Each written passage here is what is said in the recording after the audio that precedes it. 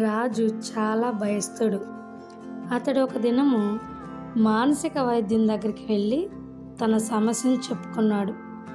ప్రతిరోజు రాత్రి నిద్రపోయేటప్పుడు ఎవరో నా మంచం కింద దూరి ఎత్తివేస్తున్నట్లుగా ఉంది. నాకు చాలా భయం వేస్తుందని చెప్పాడు. అందుకు ఆ వైద్యుడు, నీవేమీ భయపడవద్దు, దీనికి పరిష్కారం ఉన్నది. నీవు వారానికి 3 సార్లు నా దగ్గరికి రా, నేను నీకు సలహా ఇస్తాను. అలా 1 సంవత్సరం పాటు వచ్చావంటే నీ సమస్య తీరిపోతుంది. కాకపోతే వచ్చినప్పుడల్లా 500 రూపాయలు ఫీజు చెల్లించాలి అన్నాడు. ఎటూ తోచని రాజు సరేనని ఒప్పుకున్నాడు. అలా కొన్ని రోజుల తర్వాత మానేశాడు. 6 నెలల తర్వాత ఒక రోజున ఆ వైద్యుడు రాజుని బజార్లో చూశాడు. హాయ్ రాజు, ఎలా ఉన్నావు?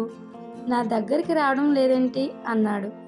అయ్యా, వారానికి 3 సార్లు వస్తే 1500 రూపాయలు ఖర్చు అవుతుంది.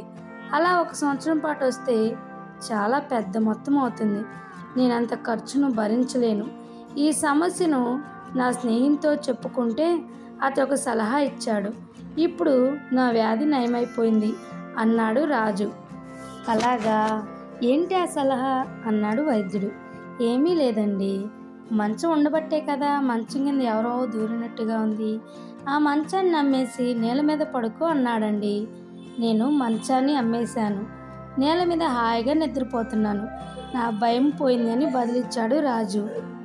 ప్రియమైన వారలారా, మనం కూడా మన భయాలను పోగొట్టుకోవడానికి యేసయ్య దగ్గరికి వెళ్ళి ఆయన సలహాలను పాటిద్దాం.